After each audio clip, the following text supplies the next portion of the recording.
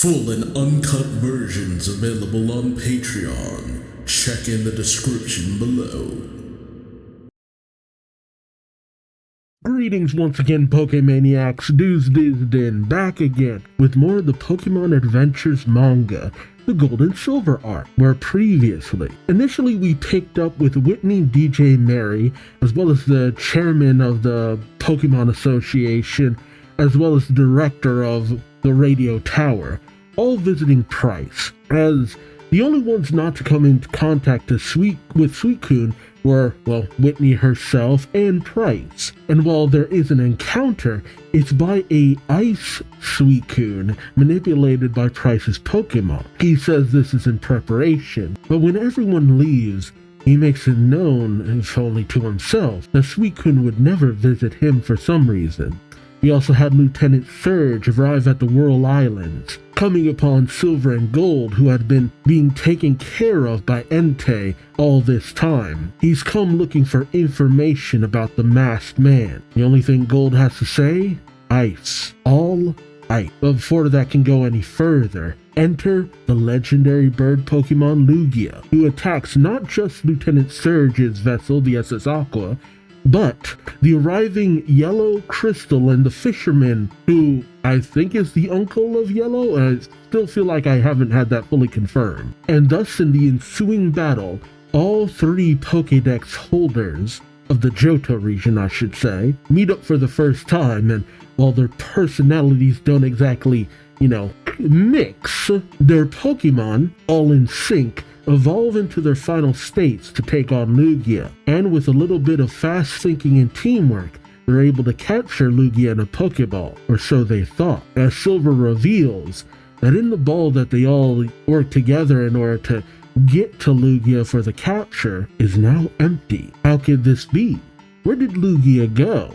And why was it so aggravated to begin with? We know that Yellow believes that it was her actions against Lance and the Elite Four that led to Lugia's awakening of sort. But how is it all connected? Join me as I find out, won't you? Alright, we pick up with the three Johto Pokédex holders gazing into the empty Pokeball. Gold shouts, "I saw the Pokeball hit it! I saw it disappear!" Crystal is also flabbergasted, saying, "I'm positive I captured it. So, where is it?"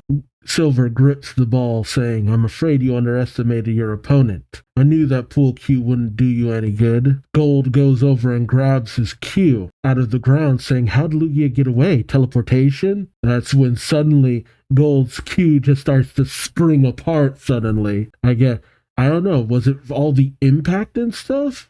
Crystal ponders, saying, "No, it was that flash of light while we were blinded. Lugia must have flown off at an incredible speed." Gold angrily says, "We're such dummies." Crystal gets out her backpack, saying, "Wait, maybe we can catch up to him. Pull out your Pokédexes." As she pulls out hers, Gold questions, "For what?" As Crystal's Pokédex unfolds, she tells them the homing system is a special feature of these new Pokédexes. You can track the energy of any Pokemon you've had contact with. "Oh, right. The new, Gold says, "Oh, right, the new, homing system." In chapter 149, Curious Kingdra, Crystal then questions, "Didn't you know about it?" While both Gold and Silver think, "Say nothing." Oh, the machismo of young boys. Crystal looks at her deck, saying, "So turn it on and start searching already." And all the while that Crystal is accessing hers, Gold is looking over her shoulder, being like, thinking to himself, "Okie dokie, press here and here." Oh man, totally the kid who would cheat on a test. I was trying to think of something for a moment. Golden says, "I gotta admit, you're pretty good at this. You're not just a motor-mouthed prissy girl." Wow, he's adding more adjectives or adverbs. Yeah, I'm smart. Crystal says joyously, "My name's Crystal, but you can call me Chris. I'm a professional capturer. But right now I'm collecting Pokédex data for Professor Oak." While Gold is still going at his deck, saying, "The Pokédex is still searching. How long does it take?" Crystal tells him, "You didn't hear a word I said, did you?" She then says, "Maybe it's harder to track a Lugia for some reason." While Silver's already stomping off, Gold and Crystal follow, with Gold shouting, "Silver, wait!" But Silver goes up to the cave they were previously in with the mouth of it blasted open. He looks inside, thinking to himself. Gold shouts, "Hey, we're trying to get something done here. Care to help?" Well, Crystal tells him, "Your Pokédex must have picked up Lugia's data too. Between the three of us, we can..." But then she notices what Silver's looking at. She shouts, "The cave! Footprints and tail tracks of a giant Pokemon. Does this mean..." Silver tells them, "Precisely. I've located Lugia's lair." Gold shouts, "What?" Crystal explains, saying, "This archipelago," I had to make sure I said that right, "is made up of 4 islands. According to legend, they're all connected through tunnels. This is the perfect hideout for a Pokemon as large as Lugia." Silver tells them there are signs of a battle, a recent one. Gold shouts, "A battle? You think Lugia got attacked before it saw us?" Silver says, "Very possibly. I would explain why it was on a rampage." Exactly. I've never known Lugia to be so aggro from the get-go. Crystal says, "But what in the world would attack a..." Suddenly, her Pokédex starts beeping. She looks at it, and it reads, "Error? No, it's never crashed before." Gold questions, "Is it broken?" Crystal grabs at Silver's dex, saying, "Quick, let me see yours." And as they all bring up their Pokédexes, Crystal says, "It's the same. Wait, there's no way all 3 of them could have been broken at the same time. Is something jamming our Pokédexes? Maybe that's not the problem. Maybe it can't track a Pokemon who's been captured, and Lugia got caught by someone else. But who?" Meanwhile, aboard the SS Aqua, the sailor, the only other sailor we ever see, despite it being hinted that there are multiple people, gets up off the floor saying, "Thought it was a goner." Suddenly, a dorm's door slams open. The sailor turns going, "Huh? Lieutenant Surge." Surge says, "Yep." And Surge plops down. The man grovels at his feet saying, "You're alive, alive." Surge smugly says, "I almost wasn't, but it was worth it." But suddenly there's a fax that comes through, or a telegram. Surge turning, going, "Who's it from?" It reads, "Urgent. To the Vermilion Gym Leader, Lieutenant Surge. All gym leaders are to assemble at the Pokemon Association in Goldenrod City immediately. From the Pokemon Association." Interesting. As the 3 dex holders look off to the islands in the distance, Silver breaks the tension, saying, "Let's suppose someone else threw a Pokeball at the exact same moment we did. If that person's Pokeball reached Lugia first, then..." Silver suddenly brings out his Murkrow and takes off. Chris calling out, "Hey, where are you going?" Silver tells him, "I bet it was whoever attacked Lugia in the cave, which means this was all a trap." Crystal shouts, "Wait, you can't go after them all by yourself.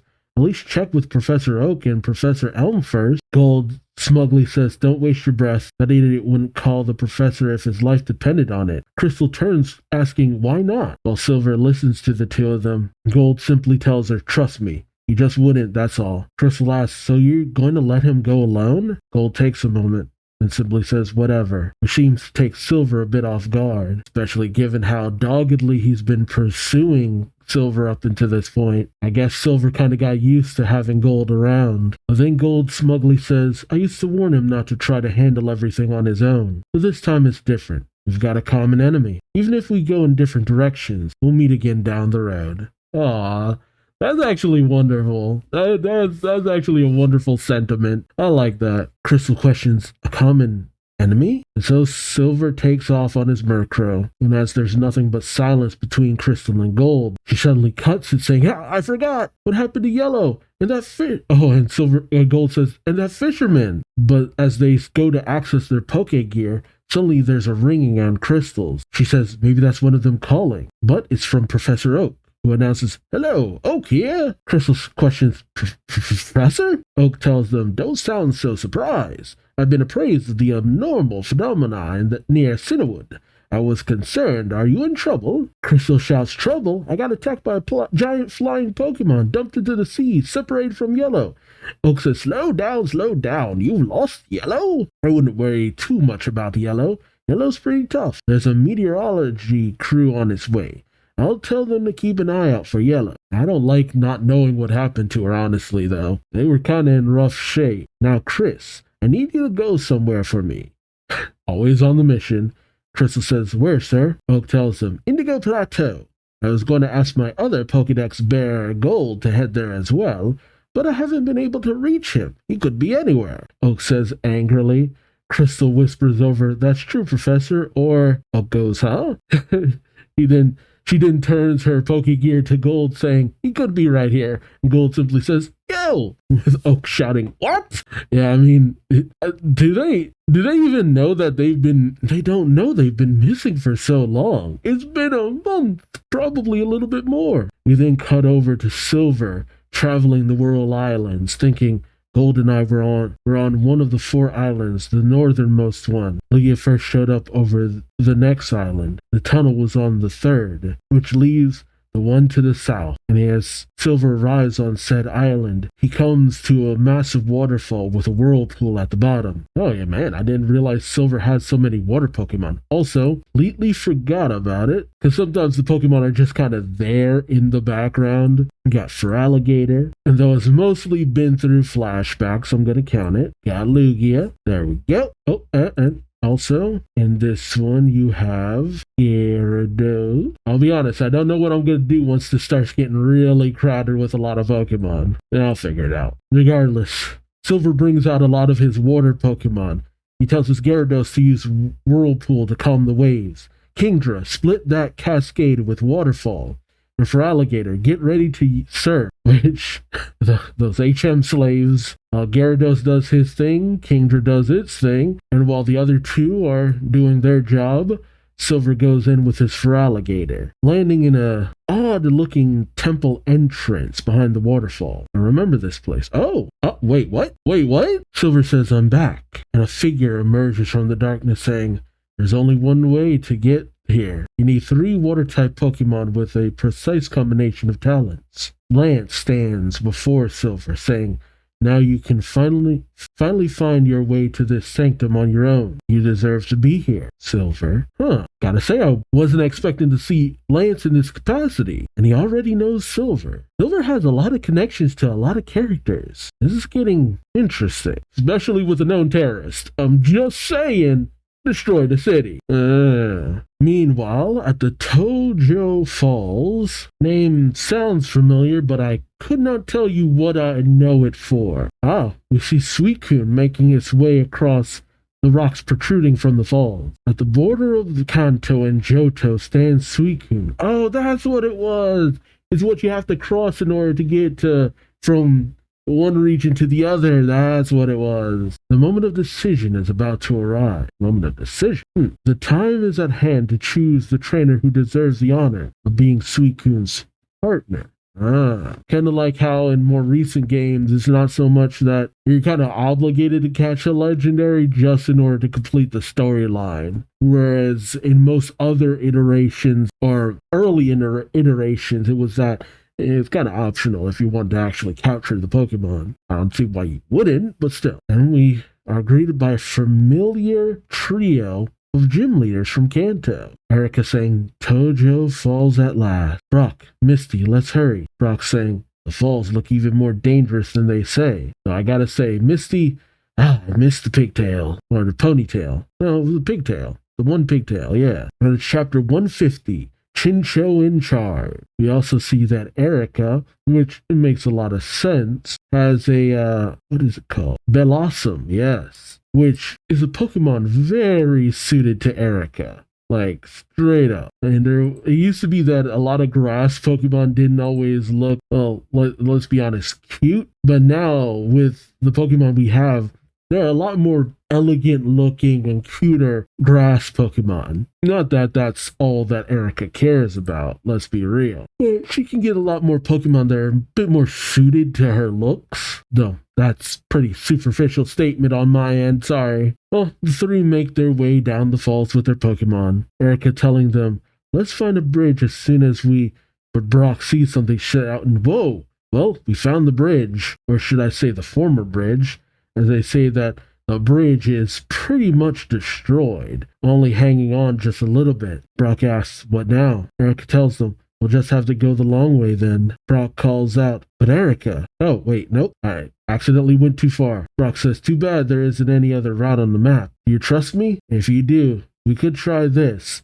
And he brings out his Onix, having Onix support the bridge so that they can walk across it. Brock tells his Onix, "Good job. which, again, despite Brock being one of the more popular and interesting characters in the Pokemon anime, he is so underutilized in this series. It's good to actually see him just feeling like the Brock I know. As the trio make their way across, Brock says, "But Erica, shouldn't we wait to rendezvous with the Aqua?" Erica, who's obviously very nervous about the bit of path they're taking, says, "I would if I could, but it only departs on certain days, and lately it hasn't been sticky to its schedule." It's weird to see Erica look so timid in the situation, especially considering how often I'm used to her being, pretty much the leader of the Kanto gym leaders, pretty much. And this gathering of gym leaders is too important to risk miss. Oh, but suddenly she almost falls over, shouts help, and Brock grabs her, saying, "Hang on." I also love that the Geodude is also helping the Blossom across too, while blushing. Brock says, "Phew, things will be a lot easier once they've finished that magnet train, right? The magnet train!" Oh man, that'd be cool. So what do you think this mysterious gathering is all about? He looks back, asking, "Any guesses, Misty?" Misty, who is pretty much lost in thought, doesn't answer. Brock calling out, "Misty, hey, you listening to me?" Misty says, "Oh, sorry, Brock, I was just thinking." Brock tells her, "Save the brain work for later when you're not crossing a rope bridge in high winds." And speaking of winds, suddenly a barrage of, the names, Zubat, Golbat, and Crobat, so many bats, just come flooding out of nowhere. Brock says, "Heads up," and he brings out his Kabutops, which, cool. Brock having a Kabutops is actually kind of awesome. Unfortunately, all this extra weight, Onyx is only so long, and its tail is slipping off of where it is connected to the other side of the bridge. Says Brock's Pokemon are trying to hold off all the bats. He says, "Leave the wild Pokemon to me, Brock." Oh no, Erica says, "Leave the wild Pokemon to me, Brock. You handle Onyx." But Onyx's tail slips off, causing the bridge to fall and completely snap. Brock shouts, "Oh no," as Erica screams in terror. As everyone plummets, Misty can only shout, as she's the only one still not hanging on to, at the very least, Onyx, who has his mouth clamped to the other side they were trying to get to. Okay, Misty is flung into the waterfall with only her Starmie to help, doing its best to keep her from falling down the waterfall. Misty says, "What am I afraid of? I'm a water expert. Starmie, rise." But then Misty notices something, saying, "A wild Krabby? I gotta save it," as it's struggling to maintain its grip on a nearby rock. Meanwhile, back at the Pokemon Association HQ in Goldenrod City, which is the Pokemon Association HQ there? Okay, yeah, I didn't think so. It seems to be something mostly made up for the manga. It would have been the Pokemon League in its totality. Okay, I had to find out who was talking. The chairman is talking to someone, saying, "I just got word from Celadon. Erica, Brock, and Misty are on their way. They should reach Johto today." Meanwhile, Bill is in the office with his Vulpix, shouting, "Mr. Director, it's time you told us. Why have you called all of Kanto gym leaders here?" And something suddenly stabs into the desk, much to Bill and the chairman's shock. Bill says, "A shuriken ball." Janine is clinging to the ceiling with her Ariados, saying, "Forgive me for interrupting." Bill calls out, "I know you. You're the new Fuchsia gym leader, Janine." Which, there are doors. Normally you would announce your presence. I get it. Not the ninja way, but still. Janine tells him, "You know why I'm here, right?" The chairman clears his throat, saying, "All right, let's begin. I've called you here for 2 reasons. The first concerns badges." Bill questions, "You mean gym badges?" Janine gives a nod, and the chairman says, "Trainers who challenge gym leaders and are found worthy will be awarded badges. I trust you have some to give out, Janine." Janine shows off a handful. Yeah, that's why I'm like, usually badges in and of themselves aren't the most special thing in the world. That's why it took me so off guard in the first story arc. The chairman tells them, "All gym leaders will have equal authority in dispensing badges, and any trainer who earns a badge from every gym leader receives a special privilege." Bill questions, which is, the chairman tells them, the privilege to unconditionally enter the Pokemon League tournament final. Bill questions, "The finals? That's fantastic. You get to skip all those annoying preliminary rounds." Oh, Oh, okay, that's how the challengers are going to come pouring into the gyms now. Okay, they're reworking a lot of things. Interesting. Because in the anime, it's usually that you collect the badges and that gives you the ability to enter into the Pokemon League and you kind of get started.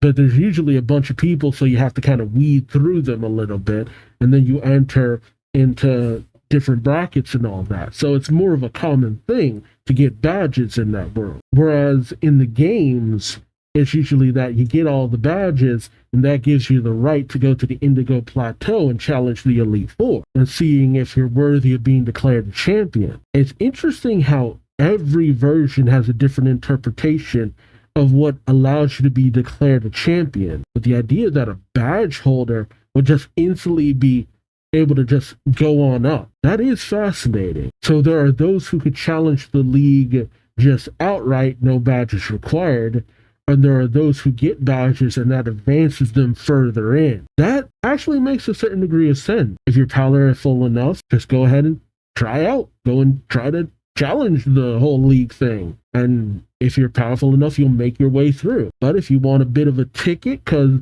you already went through the trial of badges, why not just immediately get the chance to take on those who get to more of the finals?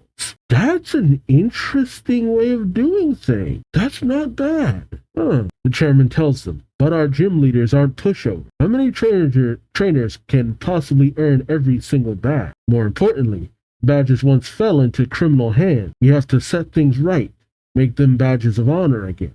Okay, there it is. I'm actually glad the chairman is starting to take more of a interesting and active role, especially considering that in previous story arcs, the chairman hasn't really felt as in charge as he probably should have. When the Kanto leaders are here, I'll explain further. For now, I told you I called you here for 2 reasons. Janine asks, what's the other one? Well, it looks like it's coming from Blue, who's right outside the door. We see Lieutenant Surge making his way on the SS Aqua. We see Sabrina still healing up. So it's a bit of a question of if she'll actually be able to make it there in time, or if she'll even want to. Meanwhile, with Misty, we see her in a crystalline cave unconscious before a splash of water wakes her up. As she stirs, she looks around at her surroundings, questioning, and she says, one moment I was in the falls, now I'm behind them? She then sees the Krabby she tried to help before, saying, hi there. You're the reason I got trapped, not that I mind.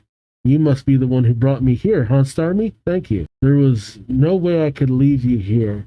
I used to have a Krabby myself. It was about your size. I got it from a friend named Red. Although, you see the flashback of her just taking the Krabby. She then has a flashback of her own, where she said to Red, good luck on your exam tomorrow. I'll be thinking of you. Oh, right. After they gave the gifts, Misty and Brock took off. But as Misty lingered behind, she turned and saw Red chatting with Yellow, looking pretty joyous, which, see, I did kind of wonder if maybe there was something kind of being hinted to going on between Red and Misty. Man, Misty just can't catch a break in any continuity, can she? Dang. Now she sees the two chatting joyously. She grows a bit melancholic. Wow, that's what's caused her mind to be lost in thought. She then ran off. Aw. Hey, Misty, you don't even know if it was like that.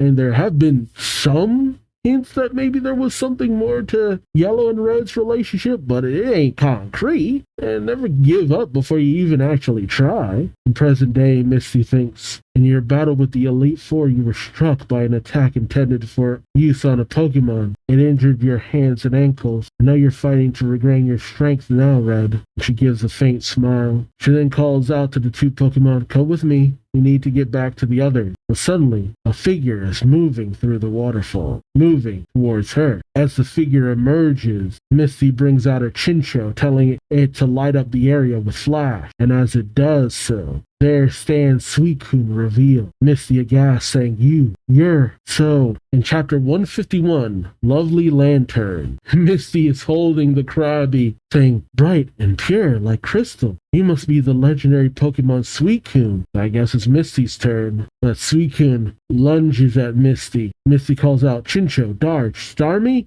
And Starmie comes in with the defense. But it's no use. With a little bit extra effort, Suicune causes Starmie to just go flying, which I gotta do this, I had to remember. Bada bing! Now it's Suicune! And I am officially starting to run out of space. Gotta go right up here. Starmie is sent flying. Misty just barely dodges out of its way. Misty says it just knocks Starmie down. Now it's up to Lantern. She brings out a lantern and tells it to use Hydro Pump. And I guess Suicune said, what's good for the goose is good for the gander. A double dose of Hydro Pump. Misty shouts, Hydro Pump against our Hydro Pump? The Suicune must be a water type. Just like the legends say. Yeah. I mean, yeah. I would think so. But from the speed of that pounce, I have no doubt this is the most powerful water type Pokemon ever. Oh, maybe in this generation, like you can say that for now. Maybe the most powerful one you've ever seen. Oh man, hindsight is hilarious. Ooh, but Lantern is overpowered, and Suicune's Hydro Pump sends not just the Lantern, but everyone flying. Through the waterfall? Yep, through the waterfall. But as Suicune emerges from the other side, gazing down, we see that Lantern is using Waterfall! This is actually an awesome battle. Honestly, Suicune's fight's a bit amazing. So, Misty, Starmie, and Chincho are being kept aloft by Lantern, which, man, I didn't realize the Lanterns were that big. Like, yeah, damn, big old thing. How big are these things? What is the size on these things? 311. Shit. Okay, that is not a 311 height Pokemon in this image of Misty riding this creature, okay? This is a much bigger creature than that. Can never rely on height. Misty calls out, you may be the most powerful water type Pokemon to date in the time of this manga here, but I am, of all the gym leaders, I'm the water expert. Which, yeah, that's until the next region where we get Wallace and or Juan. just saying. Although out of the three of them, Misty's still my favorite. In general, Misty is kind of tied for first place in terms of water gym leaders against Nessa. Love me some Nessa. Dude, there's only one prominent Elite Four member who uses water types, and I know nothing about the dude. So, but there's an abundance of water type gym leaders after a certain point, but I don't know, I say Misty is kind of my go-to. And then Nessa. It's kind of interchangeable. Misty says, I know everything there is to know about water type attacks. And it seems to me that you're only fighting to test my strength, which a lot of people kind of guess after a certain point, but that's why the gym leaders are the higher class. Suicune takes a moment and then lunges at Misty. Misty says, you want to fight in the middle of a waterfall? And Suicune strikes out at Lantern, but Lantern managed to hold its ground. Or water? I don't know. Suicune lands at a precipice jutting out of the falls. Misty turning back saying Suicune is strong, alright, but Lantern won't lose as long as we stay in this battlefield. Are you sure about that? As, well, Lantern just dies at Suicune. Meanwhile, Brock and Erica on top of Onyx have made their way to the base of the waterfall. Brock calls out, Misty, where are you? Hope she's okay. But suddenly, Erica's Pokegear goes off. He brings it out, saying an email from the Pokemon Association in Goldenrod. It's about the emergency summons. Brock says, we're late, so they're sending us a summary. It says in the upcoming Pokemon League tournament, all gym leaders will participate in an exhibition match against each other. Erica, this is quite a... But Erica is looking away. Brock calls out Erica, but Erica tells him, a surprise, yes, but if you really want a shock, take a look at that, as they can see two figures racing across the waterfall attacking. Oh, that would be so cool animated. Brock shouts, somebody's fighting in the waterfall? Is it Misty? But who is she battling? Erica says it's a Pokemon. And from the way it moves in that waterfall, it must be a water type, but swifter than any I've ever seen in my life. We'd better help her. but suddenly a torrent of water comes splashing out at them. They see something go racing to the base of the waterfall, causing a massive explosion of water. Brock calls out they fell to the bottom of the falls. I've got to help her. Onyx. But at the base of the falls, we see Suicune, only flanked by her Starmie at this point. Misty facing off with it. Misty thinks to herself, this fight isn't over yet. Here I go. And as Suicune readies itself, Misty thinks, what? Oh, what is it using? Some kind of sonic attack? Misty says, what's that? Starmie suddenly starts writing again. Oh, we're doing this again, huh? It wasn't just a one-off thing. Misty thinks Starmie's responding to it, but it isn't an attack. Are these Suicune's thought waves? He says, I knew it. Suicune's trying to say something. Starmie's reading Suicune's thoughts and writing them in ancient starglyphs. A great evil is stirring. I require a partner to aid me in combating it. I have chosen you. Oh, snap. Yo.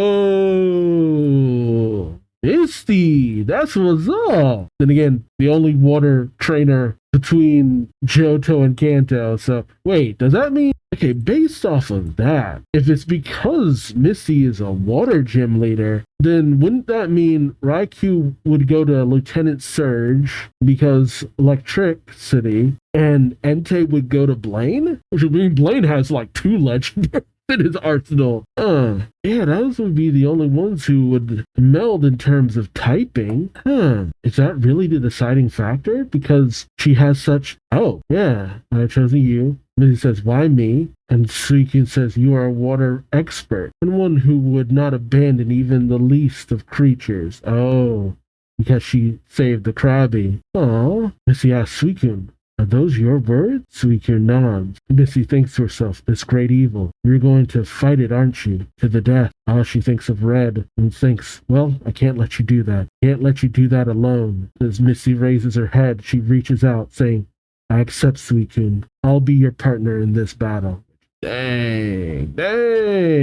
Out of all the gym leaders in Johto, passed up for a Kanto gym leader. No home loyalty, huh, Suicune? Even still, dang, that's cool. Later, Misty pops her head out of the water, Brock calling out to her, saying, Misty, are you alright? Onyx extends its neck right above the water, which I gotta give it to the Onyx.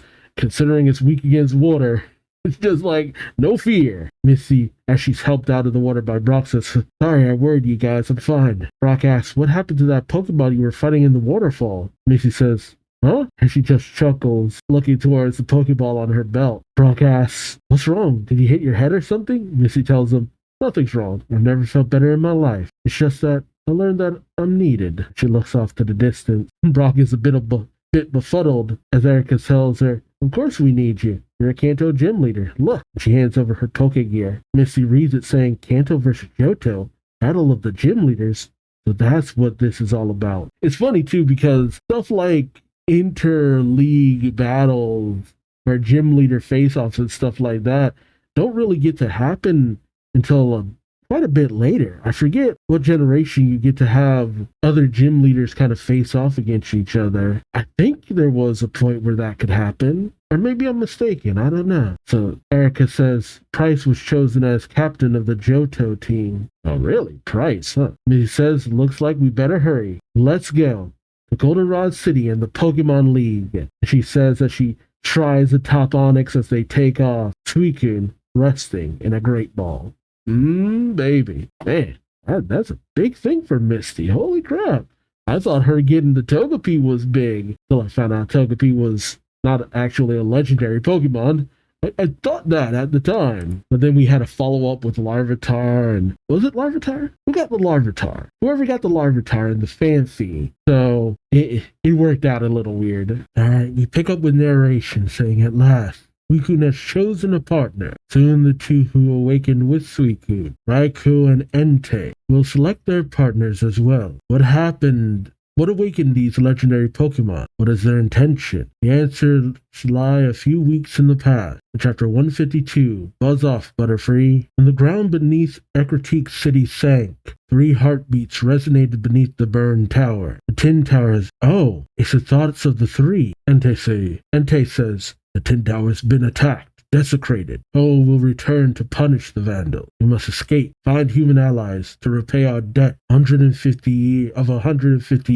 Narration says, within days, the citizens of Ekritique poured out to rebuild their city in hopes of rebuilding their lives. You see Janine helping with the reconstruction, which is weird because she doesn't come from Ekritique City. Jasmine. I get it. She wants to help and all that, but it's just like, man, it feels like the positions that Jasmine and Morty should be in have been switched. But then again, Morty's out, trying to find information and discover things and this, that, and the other. And he helped Serge find gold and silver, so that I should just shut up on that. Jasmine tells the workers, let's get this town rebuilt. Oh, what the heck? Okay, it's a little weird to see the fishermen doing it too, as the fishermen in Yellow have made their way over, which kind of explains when they arrived. Yellow says, over here, instructions even worse than it sounded on the radio. We've got to catch whoever did this. Jasmine asks, and you are? It's so weird to see the fisherman flying alongside her like this. The fisherman says, sorry to barge in. This is Yellow. I'm Yellow's pal. Which, again, it makes more sense if they're related. This little side excursion between the two of them is so weird. Yellow says, we came from Kanto to investigate. If there's any way we can help with the reconstruction, please don't hesitate to ask. Jasmine shakes Yellow's hand, saying, I appreciate that. I'm Jasmine, gym leader of Olivine City. The fisherman asks my question, Olivine, where's Ekritique's gym leader? Jasmine says, Morty? Oh, he's away on a mission. The fisherman asks, I was hoping he could help us tell us what happened that day. Jasmine says, oh, if that's all, I can tell you everything you want to know. I was here that day myself. I was trapped in the tin tower when the ground gave way. Yellow is shocked, asking, you were? Are you okay? Jasmine says, oh yes, someone helped me. Afterwards, I couldn't just leave the injured people and Pokemon behind, so I stayed to help. The fisherman looks around saying, looks like rebuilding the tower is your priority. Jasmine tells him yes, those were Morty's instructions, in hopes of quelling the anger of the master of the tower, Ho-Oh. Yellow shouts, Ho-Oh? The fisherman says, I've only heard of Ho-Oh from legend, rainbow-colored flying Pokemon, right? What does it have to do with this tower? Jasmine says that's right. This tower is where Ho-Oh roosts. This and another tower, according to legends passed down through the generations for 150 years. Yellow questions, another tower? But I didn't see any, and the foreman comes in shouting, fire, fire! The burned tower is burning again! Oh God. Jasmine says, oh my. Yellow and the fisherman turn to each other saying, the burned tower? And sure enough, the burned tower is burning, and everybody doing what they can to get water up in order to quench the flames. Fisherman says, did you just call this the burned tower? Jasmine explains while hoisting water. Long ago, a great conflagration burned through it from the second floor up, which conflagration. Wow, I don't hear that word too often. The only other time was, well, King the conflagration, or the wildfire as it were. No, a wildfire is not as big as a conflagration. Man, what is with these words? But let's deal with this for now. Fire now. Calls out, you can't put it out like that. We've got to smother it from above. He brings out her Omnistar, which means she kept it. Omni, Hydro Pump. And Omnistar starts unleashing a lot of water. Jasmine watches, saying, that's amazing. While the fisherman smiles, saying, I'm the one who taught Yellow to fish, I guess their connection makes a lot more sense from that perspective. Yellow always carries around a fishing pole, so there you go. As the flames are doused, Yellow says, that takes care of it. Come back, Omni. But as Omnistar lands back, something tugs at Yellow's rod. As she pulled in, the fisherman asks, what's happened, Yellow? Yellow says, something's pulling on my pole. And she's brought into the burned tower, right towards a massive rock. Yellow screams, I'm gonna hit that rock! But then she and Omnistar phase right through it. Or call it Omnistar, isn't it? Yeah, it's Omnistar. Okay. I thought it was Omnimite. No, it's Omnistar. As she's pulled through, she hits her butt in a weird different dimension alongside her Omnistar and Butterfree. She looks around saying, ow, what is this place? I was in the tower now. Suddenly, weird floating, they look like the friggin' things you're imprisoned in the Phantom Zone. A glass imprisonment shatter, and behind the surprised Yellow stand the three legendary dogs, Raikou, Suicune, and Entei. Yellow says, I've never seen you Pokemon before. What are your names? You bring me here? Suicune's horn vibrates and shines. They project into Yellow's mind. We thank you. Yellow has psychic abilities. They say to her, you have broken our chains and opened our exit to the world. Yellow questions exit as the fisherman and Jasmine head on in. The fisherman calls out, Yellow! Where are you? Weird, I was positive I saw Yellow get dragged in here. But from the rock emerged the 3 legendary dogs, surprising Jasmine and the fisherman. They take off into the skies and into the distance, that explains why so many people know about this and why they were so easily able to identify the creatures that escaped. The fisherman looks to the sky in shock. It looked like Pokémon. While Jasmine says, so fast. Suddenly, Yellow lands behind them with her Butterfree. Fisherman turns saying, Yellow, you alright? While Jasmine asks, are you okay? But Yellow just simply says, beautiful. Fisherman questions this, though Yellow just says, those Pokemon were so beautiful. As the 2 Pikachu are, poking at the rock alongside the fisherman, he asks, you dropped through this rock? Yellow says, yep. And he knocks on it, he says, but it's so hard. I can't even chip it. I guess I've got to take your word for it, though. I don't see any other way to get on the ground here. So tell me, he asks as he turns to Jasmine, any truth to those old stories about Ecruteak City and the burned tower? Jasmine nods and explains, saying, once 2 towers stood over Ecruteak, one in the east and one in the west. 150 years ago, a fire devastated one of them, hence the name, the burned tower. In those terrible flames, 3 nameless Pokemon perished. Suddenly, a rainbow-colored Pokemon descended from the skies, and you'll see the light shone on the 3 Pokemon, and they become the 3 legendary dogs. Yellow shouts, no way! The fisherman is aghast, saying, you mean those 3 Pokemon we just saw were brought back to life? Jasmine goes on to explain, well, someone's narrating, saying the 3 vanished for some time. Then they began appearing to battle gym leaders and talented trainers throughout the land, concealing themselves and their purpose, and search for partners to help them fight the great battle to come.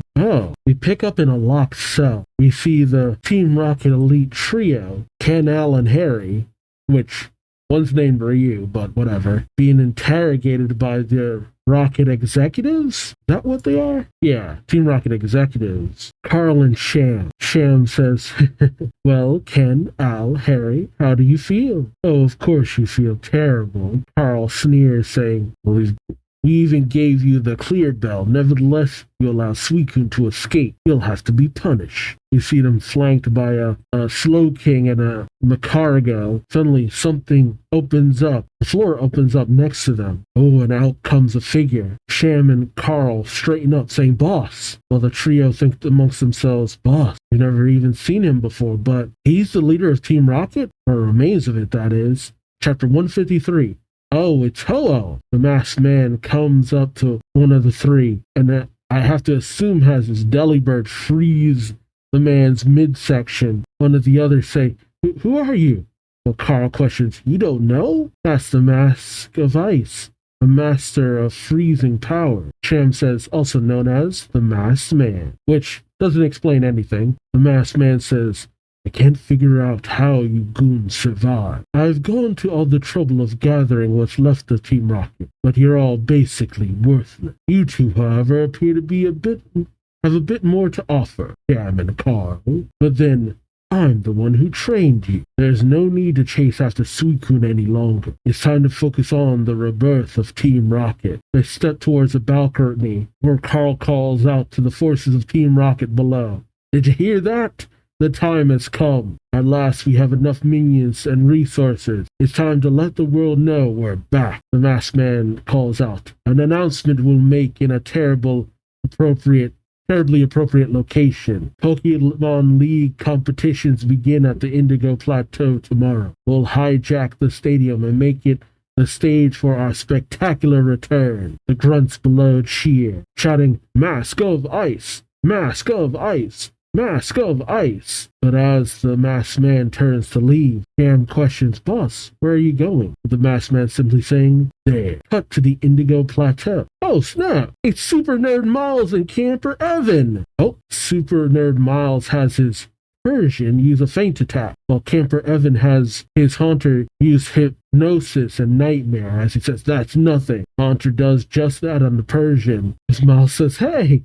Evan says, good, keep it up. Suddenly, an announcement comes through saying, Junior Trainer Evan and Super Nerd Miles, please report to the registration desk. And as they make their way inside, Miles says, hey, lighten up. This was just a warm-up before the preliminaries. Well, Evan says, I needed to boost my confidence. Now I'm powered up. As they arrive at the registration desk, I actually love that the two of them became friends, though Miles was involved in some pretty unsavory stuff. I guess we're just kind of sweeping that out under the rug. The receptionist says, your registration is now complete. And it says, all right. The receptionist then tells them, take your paperwork to the preliminary stadium. Miles says, whoa, all these trainers are in the preliminaries? As there's a giant crowd of people. Wish I could have just earned all 8 badges so I could skip this part. Evan sneers at him saying, you actually think you could have gotten all those badges? Miles turns saying, what? You don't? As they make their way up the stairs, Miles says, as a Kanto trainer, all I would have had to do was get every Kanto gym leader to acknowledge my talents. There just wasn't enough time. See, he doesn't talk as verbose as he used to. Evan says, yeah, well, I hear not a single trainer got seeded for this tournament. I guess that's why the gym leaders are gym leaders. Oh, really? So, during this go-round, nobody got any badges. That's wild. Miles points over in the distance saying, hey, there's an open seat over there. As they make their way to their seat, Miles says the best part about this tournament, Evan finishes saying, is the gym leader expedition match. As they sit down, Miles says, and it's about to start. The chairman then comes to the stage saying, welcome one and all. Every 3 years we gather to determine who is the greatest Pokemon trainer of all. Wait, every 3 years? Huh. Okay, I took a moment to read up on it. So, in the anime, apparently what happens is you have the regular Pokemon League, which is battling other trainers and getting to a certain point where you become champion. And then the Champion League, where you fight the Elite Four. And then you have the champion, and the champion must defend their title. Okay, that's interesting. Okay. So that's how it works. That actually makes a lot of sense. And naturally, that wouldn't be in the manga since the Elite Four is not really made that great of title, all things considered. All right. But it's not every 3 years. Every 3 years, we gather to determine who is the greatest Pokemon trainer of all. Let the Indigo Plateau Pokemon League tournament commence. Oh, it's DJ Mary in the Goldenrod radio booth saying, and so the 10th League games begin. Out of 20,000 applicants from all over Kanto and Johto, only 700 were selected to enter the preliminaries. Dang, that's a hell of a cut. Many will fight, but only one will prevail. The tournament is brought to you exclusively by Goldenrod Radio, and your host for this opening ceremony is yours truly, DJ Mary. So far, every champion in the league's history has come from Pallet Town in the Kanto region. Will they continue their winning streak? The chairman says, let's begin the ceremony by introducing our previous champion from Pallet Town, Red. And he's not there. He can't defend his title. Someone comes up saying, unfortunately, it turns out Red wasn't able to be here today. The chairman then says, instead, let's all turn to the Aurora Vision and enjoy the highlights from our last tournament. While the people boo and say, why isn't he here? This stinks. And then even throws stuff at the chairman, saying, get on with the show. The chairman says, now, if that weren't exciting enough, we've got 16 gym leaders in a Kanto versus Johto exhibition match. Mary says, only the best of the best make it to this stage. This is as high a level as a Pokemon battle gets. Now we're gonna see a show to remember. Meanwhile, the masked man seems to be heading to the Tin Tower on his Delibird, I swear. It's just hilarious. The friggin' Delibird. The masked man says, by now they must be enjoying their little performance, never dreaming that the real show has yet to begin. Some know that the glow of the statue portends to the impending return of Ho to its nest, but I alone know that the day Ho returns is today, because I am the one who carved that statue. Wait, what? How old are you? When would you have even carved that? Huh, well, the masked man breaches the clouds with his Delibird. Oh, and meets Hoa. Whoa. The masked man says it's been 9 years since we last met. Oh, it's only been 9 years? Huh. And my dream will at last come true. At last you will be my servant again as I launch my assault on Indigo Plateau. And in what looks very mismatched, the masked man races in against Hoa with his yellow bird, I swear. He controlled Hoa. Green and Silver said they were taken by a giant bird, so it was Hoa. Man, maybe Ash seeing Hoa in the beginning of the anime was it just going around snatching up kids. Oh, that's messed up. It's like in Wind Waker, Ganondorf having his bird go around snatching up young girls. Oh man, that's wild. We then cut to Route 23, where Gold is traveling alongside Crystal on their Typhlosion and Meganium, respectively. Gold says, "Aren't we there yet? I'm hungry." As his stomach growls, he digs into his backpack, saying, "Oh yeah, the sweet potatoes I bought back in Cinnawood City. Do you like one? Don't eat too much, though. We don't want you getting fat. I swear to God, Gold, dude." Crystal says, "What? I can't believe you just said that. And the sweet potato is barely cooked." Gold says, "You're not just prissy, you're picky. Expo?" And Typhlosion just ignites on the potato, cooking it a little too much. Much to Crystal's stunned offense. Gold laughs. "I didn't mean to cook it I meant to cook it just a little more for you, but I guess Expo got carried away. Oh, well, whatever." Crystal says, "Whatever?" And she chucks the potato at him, saying, "You nearly cooked me, you idiot." In chapter 154, yikes, it's Yanma. Oh man, these two should not be traveling. It does make me think a little bit of Misty and Ash in the beginning of the anime. They continue to travel together, with Crystal saying, but you don't care about that." Well, Gold says, okay, I said I'm sorry, jeez. Gold says, "Hey, there it is. The Pokemon League Stadium of Indigo Plateau." But suddenly they're cut off by a massive crowd. And saying, "What's this? Audience entrance, participant entrance, huh?" He jumps off his Typhlosion saying, "Well then," and recalls his Typhlosion saying, "I'd better enter." Crystal shouting, "Hey!" as Gold jumps on his scooter, making his way through the door, nearly running several people over. Gold saying, "Out of my way!" As Crystal enters, shouting to Gold, the security officer says, "Keep your boyfriend on a leash." Crystal skids to a halt, saying, "My what?" She then reaches into her bag, saying, "We're audience members. I'll pay you a share of the entry fee." Suddenly, there's a shriek. Crystal turns angrily, saying, "Now what's he up to?" But we see several Yanma just flying around. As the woman says, No, catch them." Oh, the Yanma has a baby.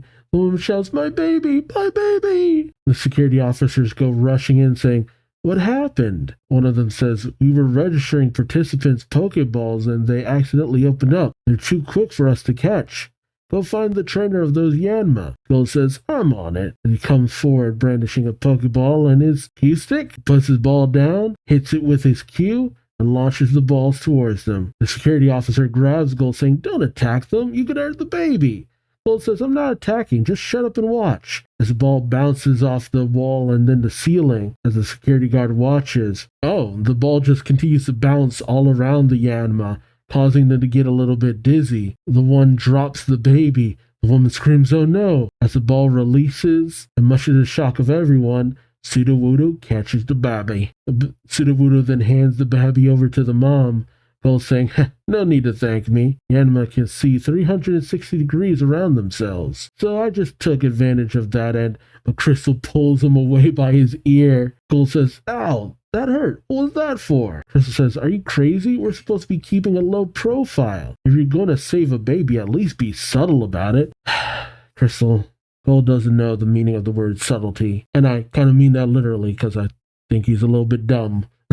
Just a little. Suddenly, Crystal's Pokegear goes off. He says, "Oh, Professor Oak, yes, we made it into the stadium. I know, we have to lay low. Trying to get that through Gold's head." Gold walks off saying, I get it. The enemy's here in the stadium and we gotta find them. So, which way's the exhibition match arena?" In said arena, the floor starts to open up. Mal shouts, "Look, the battlefield's opening up." What the heck? Oh, railway appears. Mal says, "Rail?" While Evan questions, "Could it be?" And sure enough, a train just runs in. What the heck? It's the magnet train. DJ Mary says, "There it is. The new state-of-the-art magnet train has just been put into service for the first time ever." And these guys are really showing off. After the tournament ends, this train system will bridge the gap between Kanto and Johto. It's made a special stop here today just for this ceremony. So you put down a railway for that? And it's transported the 16 warriors who are about to participate in this unforgettable exhibition. The chairman stands before the doors and announces, "And now, the moment you've been waiting for. 8 from Kanto, 8 from Johto. Bring out the gym leaders." And as the crowd cheers, the gym leaders step forward, brandishing their Pokeballs and bringing forth their Pokemon. Hey, Sabrina's finally back in her gym leader attire. Well, back. She's in it for the first time in the manga. There's Lieutenant Surge and his Raikou, Sabrina flying thanks to her Venomoth, Blaine with his Rapidash, Blue has brought out his Pokemon, Erica and her Blossom, Misty and her Starmie, Janine and her Ariados, Brock and his Onix, Claire and her Dratini, or is it Dragonair or Dratini? Dragonair. Chuck and his Primate. Faulkner and his Skarmory. Morty and his Mischievous. I don't see Janine's Pokemon anywhere. I said Janine again. Jasmine. I already said Janine. Why can I not get those two names sorted? I know Janine when I see her, but I always want to call Jasmine Janine. Bugsy and his Heracross, Trice and his Swinub, and Whitney kissing over to the crowd and her Milk Tank. DJ Mary in the booth with her Smeargle says, "It goes without saying that gym leaders are the elite trainers, entrusted by the Pokemon Association to set the standard for combat and training. Every trainer strives to emulate the gym leaders, and every trainer's dream is to be acknowledged by one of them through battle. But that is a rare achievement indeed. Many trainers have never seen a gym leader fight. Some have no inkling how powerful they truly are." Which is why I loved it when we saw that in Sword and Shield. That was great, having the gym leaders go at it in matches and stuff. That was cool. Which is why we're having this event today. This will set the precedent for the great Pokemon battle. Now let's introduce each gym leader, starting with Johto. Faulkner of Violet City, elegant master of flying Pokemon. Bugsy of Azalea Town, the walking bug Pokemon encyclopedia. Whitney of Goldenrod City. She's nicknamed the incredibly pretty girl. Which, what a thing to call somebody. Morty, the mystic seer of the future from Ecruteak City. Jasmine of Olivine City. We've heard her called the Steel-Clad Defense Girl, but she's a mystery. Yeah, we haven't really gotten to see much of her in action. The quiet leader of Cinnawood City. Chuck, his roaring fists do the talking. From Blackthorn City comes Claire, the blessed user of Dragon Pokemon. And finally Price of Mahogany Town, chosen by the director of the Pokemon Association as the captain of the Johto team. Next up, Kanto, the tomboyish mermaid Misty, the rock-solid Pokemon trainer Brock of Pewter City, the hot-headed quiz master, also known as Burning Blaine of Cinnabar Island. And we see Blaine tending to his hand with his Rapidash looking a little bit worried. The lightning soldier, Lieutenant Surge, leader of Vermilion City, the mistress of psychic Pokemon, Sabrina of Saffron City, the poisonous ninja master, Janine of Fuchsia City, the rookie from Viridian City, runner-up on our last competition, Blue. Yeah, he doesn't really have a title right now. Yeah, he doesn't really have a title. Weird. And the captain of the Kanto team, a teacher at Celadon University, and the nature-loving princess, Erica. There you go. These 16 participants will wage 8 separate battles. It makes sense that Erica's the captain. It really does. Although, I do wonder how some of the Kanto leaders feel about the other Kanto leaders. I get it, we teamed up against the Elite Four, but still, the side with the most victories will be the winners. The final battle will be between the 2 captains. The combatants in the first 7 battles will be chosen by lot. Each box contains red, blue, yellow, green, pink, black, and white apricorn, which that's unnecessary, but whatever. Those with matching apricorns will fight each other. Please select your boxes. Claire pulls red, meaning she'll face off with Blaine. Ooh. Surge pulls yellow, and Morty comes up saying, "I got a yellow apricorn too." Surge and Morty lock eyes. Surge saying, "You, huh?" And they laugh. Well, ironic that those two would face off. Oh, Blue pulls white, meaning he goes up against his old master Chuck. Brock pulls blue, meaning he'll go up against Jasmine. If this was anime Brock, he'd be losing his mind. Whitney pulls Misty, and she thinks, "I'm not losing to you." Well, Misty just thinks, what's with her? You know, I'm pretty sure they were pretty cool in the anime. Faulkner gives a salute to Janine, saying, "Pleasure to meet you." While Janine says, "The pleasure's all mine." Bugsy tries to shake his opponent's hand, but Sabrina simply turns away. Aw, don't be mean.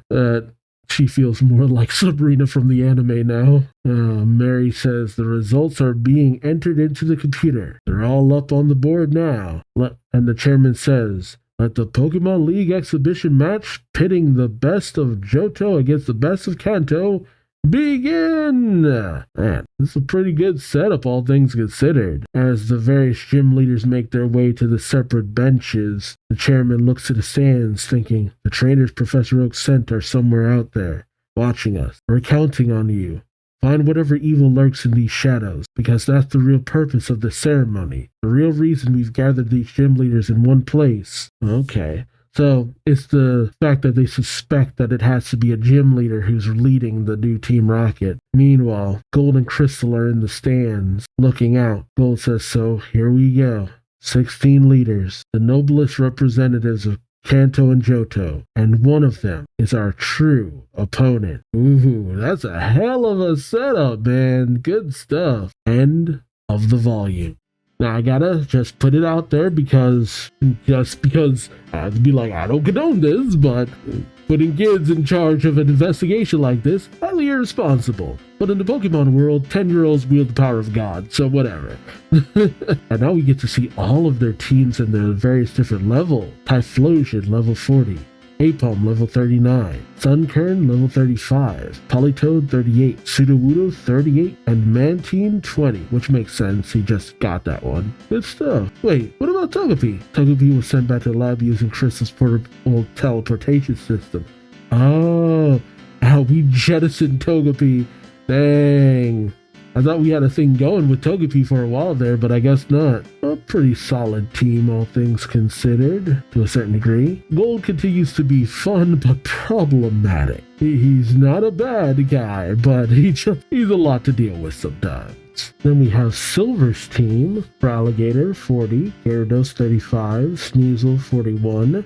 Ursaring, 39, Murkrow, 38, Kingdra, 39, good stuff. Gold and Silver's teams are pretty balanced against each other looking at it, and it makes sense that Sneasel will be the highest because I'm pretty sure Silver had that the longest. And then there's Crystal team, which grossly out-levels Gold and Silver's team, my god. Natu 43, Arcanine 52, Parasect 46, Meganium 39, Cubone 47, and Hitmonchan 53. Man, that is a 10-level difference between their highest Pokemon. My god. Dang. I mean, that. Then again, Crystal has spent a lot more time just leveling up. Silver continues to be fun and mysterious, and I can't wait to see what his interaction with Lance is all about. Like, where's that going? But now Crystal's kind of just along for the ride right now. But then again, she's the presence needed to keep Gold on task. Honestly, their pairing makes a lot more sense when you think about it from that angle.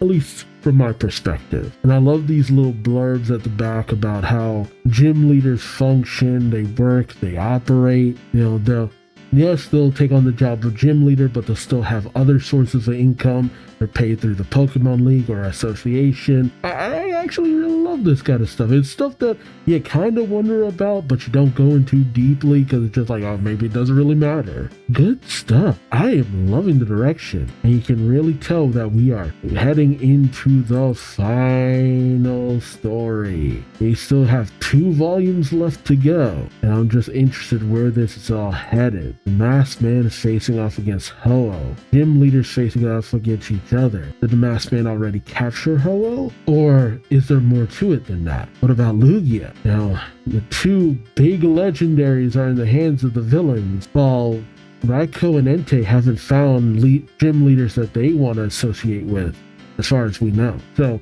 let me know your thoughts on this series of chapters in the comment section below. Like, comment, subscribe if you enjoyed the ride. Thank you so much for watching, and until next time, I've been Duuz-Diz-Din, and I hope to see you later. Till then, take care. Bye-bye.